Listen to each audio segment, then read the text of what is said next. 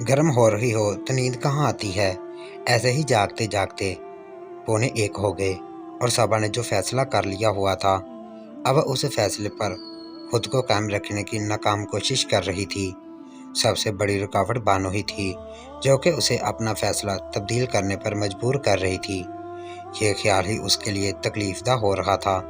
Major फिर से बानो के साथ लगा होगा और वो खुद बिस्तर पर पड़ी तड़प रही होगी। थोड़ी ही देर में सबा ने घड़ी की तरफ देखा तो 1 बजे से टाइम ऊपर हो रहा था। क्या करूं? बाहर कॉरिडोर में भी तो लोग फिर रहे होंगे।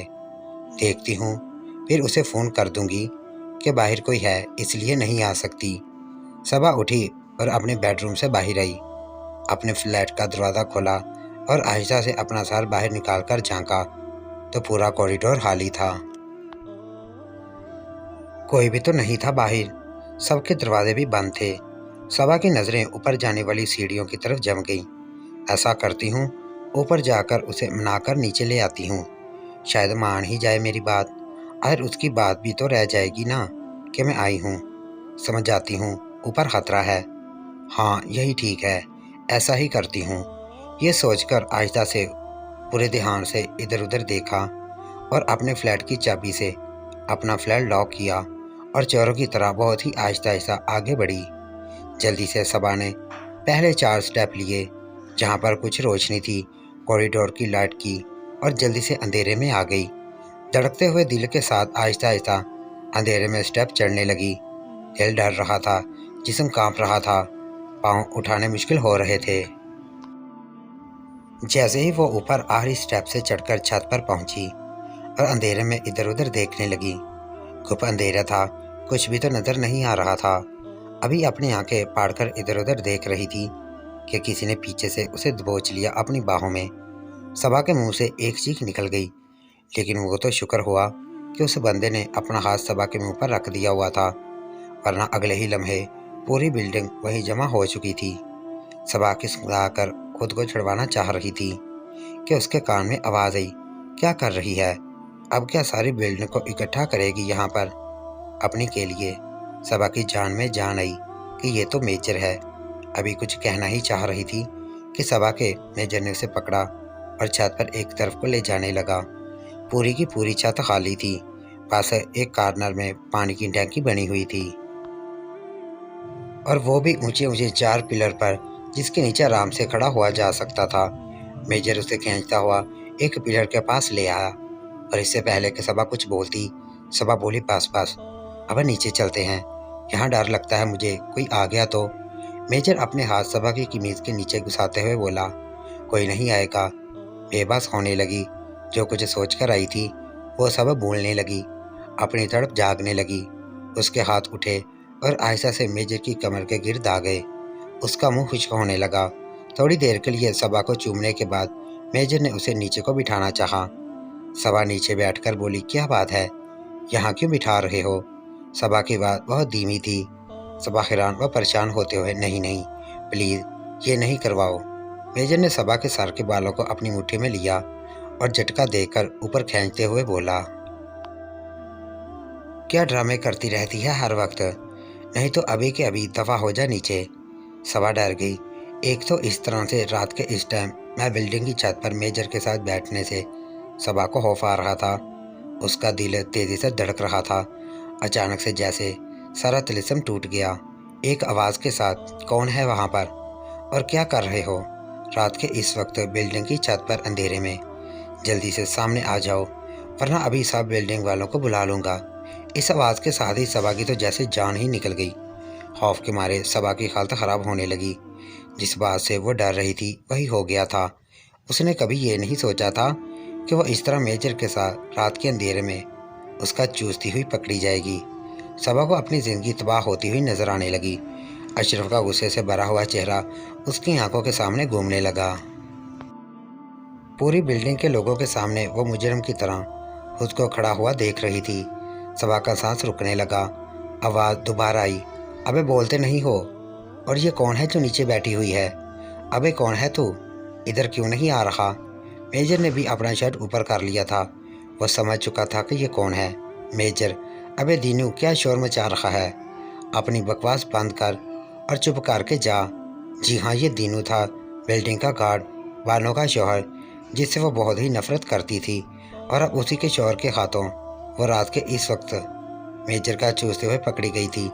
जैसे ही उसे पता चला कि ये दीनू है तो उसका दिल और भी बैठने लगा, हाथ पैर ठंडे होने लगे। जिसमें तो जैसे जान ही नहीं रही थी, इतनी ताकत नहीं थी कि इसमें कि वो खड़ी हो जाए या वहाँ से भाग जाए। दीनू बोला, ओ साहब, आप, माफ़ी चाहता हूँ साहब, मैं तो बस ऐसे ही ऊपर आया था राउंड लगाने। मुझे क्या पता था कि आप होंगे यहाँ पर। दीनू आहिस्ता आहिस्ता मेजर और सबा की तरफ बढ़ने लगा। सबा जल्दी से उठी और पिलर की तरफ अपना मुंह करके खड़ी हो गई। उसका दिल बुरी तरह से धड़कने लगा था, जैसे उसके हलक से बाहर आ जाएगा। वो नहीं चाहती थी कि दीनू उसको पहचान ले और फिर पूरी बिल्डिंग को उसके करैक्टर और करतूत के बारे में पता चल जाए, और उसके शौहर को भी। दीनू उनसे थोड़ी दूर खड़ा था। साहब, आप वो, मेरा मतलब ये क्या कर रहे थे? और ये कौन है लड़की? मेजर, तुझे कोई मसला है क्या? चल दफ़ा हो जाए यहाँ से। तुझे क्या ये कोई भी औरत हो? दीनू भी डर गया। माफ़ी दे दो साहब, बस ऐसे ही पूछ लिया था, मैं जाता हूँ नीचे। दीनू मेजर से डर कर मुड़ गया नीचे जाने के लिए। मेजर ने पीछे से आवाज़ दी। दीनू रुक गया। सबा हैरान थी कि अब क्यों उसे रोक लिया मेजर ने। जा रहा था तो जाने देता। मेजर ने अपनी पॉकेट से कुछ पैसे निकाले, पता नहीं कितने, और दीनू की तरफ बढ़ाते हुए बोला, ये रख ले, तेरे काम आएंगे, और नीचे किसी को बोलना नहीं। दीनू ने फ़ौरन से पैसे पकड़ लिए खुश होकर। साहब, आप फिक्र ही ना करो, पहले कभी मैंने अपनी ज़ुबान खोली है क्या? साहब, आप जो करना है करो, मैं जा रहा हूँ नीचे। आप कहो तो इधर सीढ़ियों में रुक जाऊँ ताकि कोई और ना आए। मेजर हंसने लगा। हाँ, रुक जाओ और देखना कोई और ऊपर ना आए। अब ये उसकी तरफ क्या देख रहा है बार बार? तुझे ये तफ्तीश करने की कोई ज़रूरत नहीं है कि ये लड़की कौन है। सबा अंधेरे में खड़ी थी, इसलिए दीनू उसे नहीं पहचान पाया था कि वो कौन है। सबा ने दिल ही दिल में बच जाने पर शुक्र किया।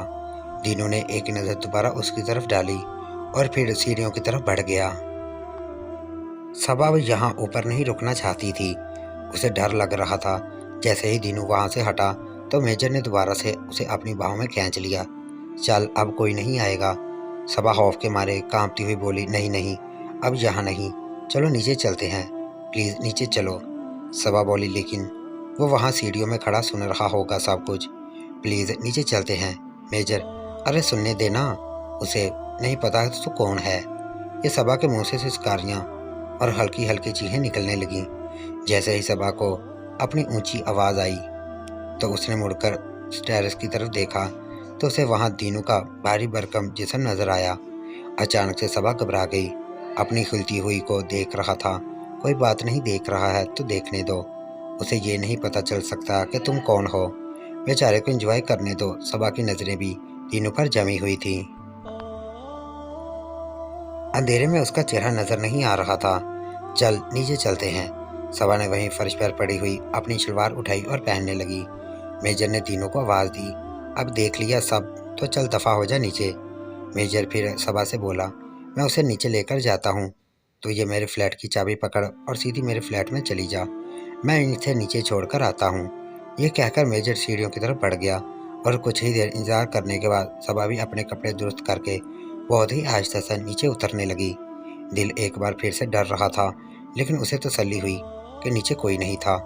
जल्दी से उसने मेजर के फ्लैट का दरवाज़ा खोला और अंदर घुस गई और दरवाजे के साथ ही अपनी कमर लगाकर लंबे लंबे सांस लेने लगी, जैसे बहुत ही किसी महफूज जगह पर पहुंच गई हो।